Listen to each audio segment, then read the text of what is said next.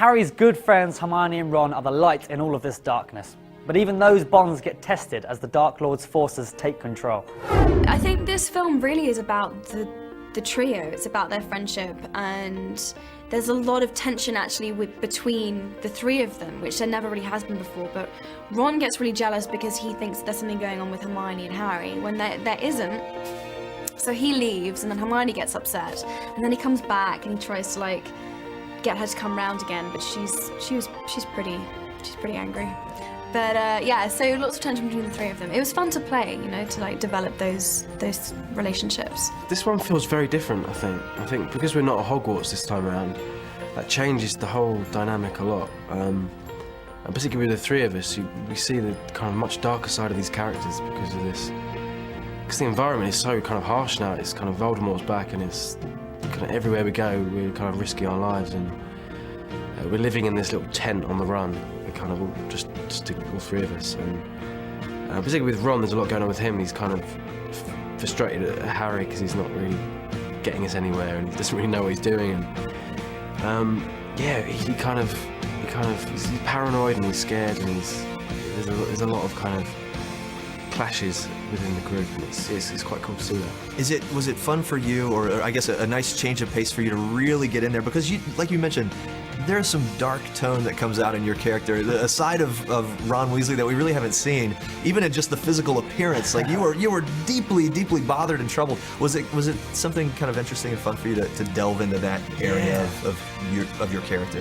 Definitely, yeah. It was really kind of quite interesting. It was just a different side of Ron we've never seen, I think. And also with the Horcrux, this kind of object has this kind of really dark effect on all the characters, and it was cool kind of playing all that stuff as well. I just thought, after all this time, we would have actually achieved something. I thought you knew what you were doing. I thought Dumbledore would have told you something worthwhile. I thought you had a plan. I told you everything Dumbledore told me, and in case you haven't noticed, we have found a Horcrux already. Yeah, and we're about as close to getting rid of it as we are to finding the rest of them, aren't we? Ron, please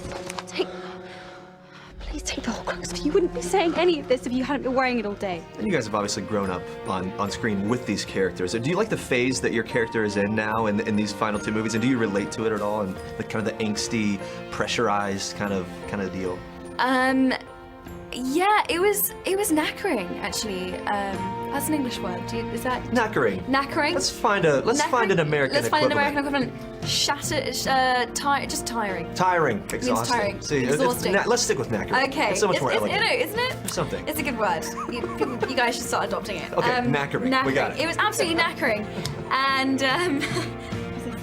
yeah, it was because it's just so intense. You know, it's like it's from the very minute that the credits open. It's like you're straight in there with like this very intense fight scene, and you know, like all the way through. So yes, you can take a snapshot of this and think that it's an action thriller. There are these chase scenes, kind of freehand camera moves and things, almost like a Bourne Identity type at moments, right? There are elements of it. Completely. It's very visceral and like very real. And all the action stuff is great. They've changed all the wand stuff as well.